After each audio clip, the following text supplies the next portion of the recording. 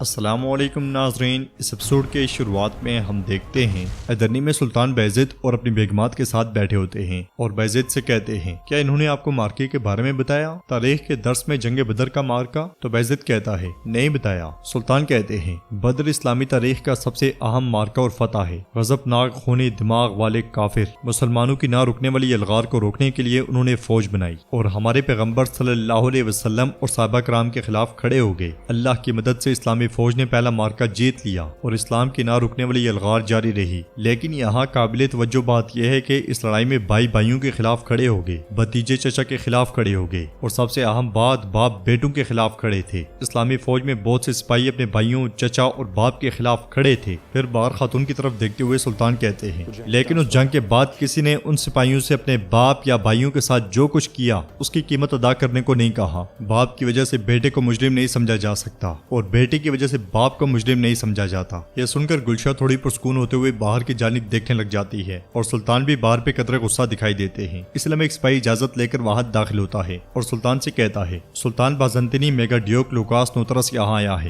ادھر ہم دیکھتے ہیں کہ قسطنطنیہ میں بالیبے اور سلطوک بھی سپاہیوں کے ساتھ کام کاج کر رہے ہوتے ہیں۔ ایک سپاہی اپنے ساتھیوں سے کہتا ہے ریزو وقت پہ پہنچ گیا ورنہ قحط ہمارے دروازے پر تھا، خوش قسمتی سے اب ہمارے گودام بھرے ہوئے ہیں۔ یہ سن کر بالیبے سلطوک سے پوچھتے ہیں سلطوک کیا تم نے انہیں سنا؟ گودام میں جانے والوں کے پیچھے چلو، ہم گودام تلاش کریں گے۔ یہ کہتے اور سنتے ساتھ ہی وہ دونوں لوگوں کے پیچھے پیچھے چل پڑتے ہیں اور کرتے کرتے وہ گودام تک جا پہنچتے ہیں۔ سپاہی جیسے ہی گودام سے نکلتے ہیں وہ دونوں ایک طرف ہو جاتے ہیں۔ اناج رکھنے کے بعد سب سپاہی چلے جاتے ہیں۔ بالیبے اور سلطوک بھی انہیں جاتا ہوا دیکھ رہے ہوتے ہیں اور اپنا کام سر انجام دینے کے بعد جیسے ہی گودام سے نکل کر آگے بڑھتے ہیں تو پیچھے سے پورے گودام میں دھماکے شروع ہو جاتے ہیں۔ ایک کے بعد دیگرے کئی دھماکے ہوتے ہیں اور سارے کا سارا اناج جل کے راکھ ہو جاتا ہے۔ ادرنی میں سلطان دیوان کی جانب جا رہے ہوتے ہیں۔ مارا خاتون سربیائی محل میں جبکہ افرانوس اغلو علی صاحب کرمان کے محل میں داخل ہوتے ہیں۔ اندر جاتے ہوئے ان دونوں کے چہرے پر کافی غصہ دکھائی دیتا ہے۔ مارا خاتون کے ساتھ سپاہی حسن ہوتا ہے جبکہ علی بے کے ساتھ ان کے اپنے جانباز۔ ادرنی میں سلطان بھی مسلسل آگے بڑھ رہے ہوتے ہیں اور دربان بلند آواز سے کہتا ہے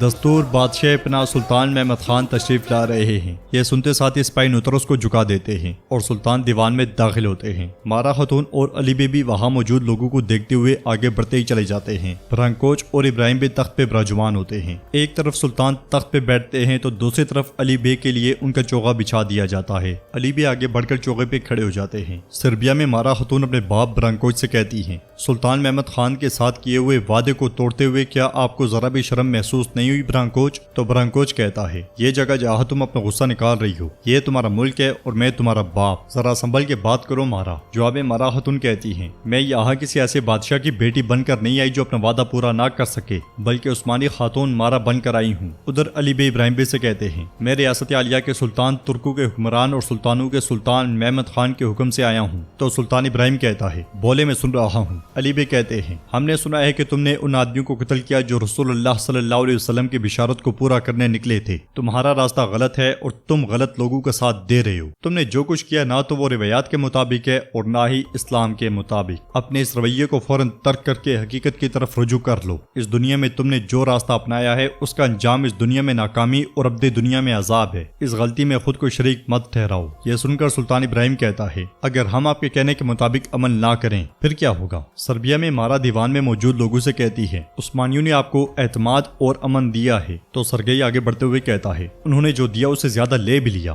مارا خاتون اس کے قریب آ کر کہتی ہیں شاید اندھی آنکھوں اور بہرے کانوں والے نہیں جانتے لیکن جو سمجھ بوجھ رکھتے ہیں وہ اچھے سے جانتے ہیں کہ ان کی زندگیاں عثمانیوں کی مقروض ہیں۔ یہ سن کر سرگئی کہتا ہے وہ ہمیں اتنا ہی جینے دیتے ہیں جتنا ان کو ہم سے مطلب ہوتا ہے، بالکل مارا برانکوچ کی طرح۔ تم نے اپنی روح، اپنا مذہب، اپنی سلطنت کس کے لیے بھیج دی؟ ہمیں بتاؤ مارا خاتون۔ سرگئی کی باتیں سن کر حسن کو بہت غصہ آتا ہے اور مارا خاتون اس سے کہتی ہیں صرف وہی خریدا جا سکتا ہے جس کی قیمت ہو۔ یہ کہتے ساتھ ہی مارا خاتون سرگئی کا گلا کاٹ ڈالتی ہے۔ بازنطینی سپاہی ایک دم سے آگے بڑھتے ہیں مگر برانکوچ کے اشارے پر رک جاتے ہیں۔ مارا خاتون تخت کے سامنے جا کر کہتی ہیں یہ ہمارے سلطان کا حکم ہے، اس کی اطاعت کریں۔ یہ منظر دیکھ کر حسن بھی مسکرا دیتا ہے۔ ادھر علی بے سلطان ابراہیم کے سوال کا جواب دیتے ہوئے کہتے ہیں اگر تم دشمنوں کے ساتھ تعاون جاری رکھو گے اور مسلمانوں کو نقصان پہنچاؤ گے تو ہمارا غضب تم پہ نازل ہوگا۔ ہم تمہارے تخت و تاج کو تباہ کر دیں گے اور تمہاری جائیدادوں کو اپنی جاگیر بنا لیں گے۔ جو اپنی قدرت سے غریبوں کو اپنی پناہ میں لے لیتا ہے اس قادر مطلق اللہ کی قسم کھاتا ہوں کہ حضرت محمد صلی اللہ علیہ وسلم کی اس بشارت کو پورا کرنے کے لیے جو بھی بہادر آدمی نکلے گا اور جو پتھر اس سے ٹکرائے گا جو جو خاک اس سفر میں اسے چھوئے گی۔ اگر تم نے اس مقدس سفر کی رکاوٹ بننے کی کوشش کی تو اپنے سامنے مجھے پاؤ گی۔ علی بے کی گن گرج سے پورے دیوان میں سناٹا چھا جاتا ہے اور کچھ دیر بعد سلطان ابراہیم پوچھتا ہے، آپ یہ کیسے کریں گے؟ کیا آپ کی طاقت کافی ہوگی؟ کیا آپ خون بہائیں گے؟ اور ہم میں سے کس سے شروعات کریں گے؟ جواباً علی بے خسرو کی ٹوپیوں سے دکھاتے ہوئے کہتے ہیں، سب سے پہلے جو میرے ہاتھ میں ہے میں تمہارے اس وزیر اعظم حسریوں سے شروع کروں گا۔ یہ کہتے ساتھ ہی وہ ٹوپی ابراہیم بے کے سامنے پھینک دیتے ہیں اور مزید کہتے ہیں، اے کرمان کے ابراہیم بے، بنا مقصد کی کوشش کرنا چھوڑ دیں۔ اگر آپ ہمارے دوست ہیں تو ہمارے ساتھ کھڑے ہو جائیں، اور اگر دشمن ہیں تو ہمارے خلاف کھڑے ہو جائیں۔ جہاں تک خون ریزی کا تعلق ہے، ہم ایک بابرکت مقصد کے لیے نکلے ہیں، اس کے لیے غافل اور غدار تو دور کی بات، ہم دنیا کی شہ رگ تک کاٹ ڈالیں گے۔ ایدرنی میں سلطان کے اشارے پر اسحاق نطرس سے کہتا ہے، ریاست عالیہ عثمانیہ کی یہ مجلس ایک اسلامی مجلس ہے اور اس عظیم مجلس میں کفار کے حقوق صرف اتنے ہی ہیں، اب سر اٹھائے بغیر بولو۔ تو نطرس کہتا ہے، میں ان کے چہرے کو دیکھ کر بات کرنا پسند کروں گا۔ تو زگنوس پاشا کہتے ہیں، ایک کافر ہمارے سلطان کی طرف دیکھ کر بات نہیں کر سکتا، اب بولو۔ تو نطرس کہتا ہے، میں یہاں رومی شہنشاہ قسطنطینوس کے حکم سے آیا ہوں، میں کس سے بات کر رہا ہوں یہ میرے لیے اہم نہیں، میں آپ کو شہنشاہ کی طرف سے آخری موقع دینے آیا ہوں۔ زگنوس پاشا پوچھتے ہیں، آخری موقع کیا ہے؟ تو نطرس کہتا ہے، آپ جس صورتحال میں ہیں اسے مت چھپائیں، آپ مشرق اور مغرب دونوں سمتوں سے پھنس گئے ہیں، ایسے مخالفانہ رویوں کو جاری رکھنے کا کوئی فائدہ نہیں۔ ہم کرمان اوغلو کے سلطان ابراہیم اور سربیا کے بادشاہ برانکوش کا آپ کے خلاف موقف اچھے سے جانتے ہیں، ہم اگر مناسب حالات میں معاہدہ کر لیں تو امن قائم کر سکتے ہیں۔ اسحاق کہتا ہے، ٹھیک ہے تو بتاؤ تمہاری شرائط کیا ہیں؟ نطرس کہتا ہے، قسطنطنیہ پر کسی بھی قسم کی کوئی پابندی عائد نہیں ہوگی، بشمول خوراک، ہتھیار، سامان، یہ سب۔ ہم ترکوں کے لیے سلطان اور خان کی اہمیت جانتے ہیں، ہمارے درمیان اچھے تعلقات کو برقرار رکھنے کے لیے آپ وہ فدیہ ادا کرتے رہیں گے جو آپ پہلے کرتے آئے ہیں۔ رومیلیا اور اناتولیا قلعے میں آپ کے توپچی دستے اپنی جگہ چھوڑ دیں گے، عثمانی ہتھیاروں کے ماہرین کو مزید کام کرنے سے آپ روک دیں گے اور ایسے ہتھیاروں کو بنانا بھی روک دیں گے جن سے ہمیں خطرہ لاحق ہو۔ وہ جیسے جیسے بولتا ہے ویسے ویسے سلطان کا غصہ بڑھتا ہی چلا جاتا ہے اور زگنوس پاشا اس سے پوچھتے ہیں، اگر ہم ان شرائط کو قبول نہ کریں تو نطرس کہتا ہے، کرمان کے سلطان اور سربیا کے بادشاہ نے آپ کو جو دشمنی دکھائی ہے آپ کو ہمارے ساتھ اس سے زیادہ دیکھنے کو ملے گی۔ آس پاس کی ترک بستیوں کے لیے قتل و غارت کا سلسلہ شروع ہو جائے گا، آپ ایک بار پھر سے روم کی طاقت اور شہرت کو دیکھیں گے۔ یہ سب سننے کے بعد سلطان اٹھ کر اس کے پاس آتے ہیں اور کہتے ہیں، یہ کوششیں بےہودہ کوششیں ہیں۔ سلطان کے اشارے پر اسے سیدھا کر دیا جاتا ہے اور سلطان اس کی جانب اشارہ کرتے ہوئے کہتے ہیں، میگا ڈیوک، ایک باغی اقلیت جو عالم اسلام کے بیچ میں ایک گہرے زخم کی مانند کھڑی ہے، یہ تمہیں جسارت نہیں دے سکتی۔ اب ترکوں کے لیے فتوحات کا دور شروع ہو چکا ہے، چاہے آپ کتنے ہی اتحاد کیوں نہ بنا لیں، اللہ کا نور ہر کسی پر عیاں ہو جائے گا۔ جہان کو اپنا سلطان، زمانے کو اپنا مالک، ملت کو اپنی جڑیں مل گئی ہیں، تم بچ نہیں سکتے، جتنا بھی باغ لو بچ نہیں سکتے۔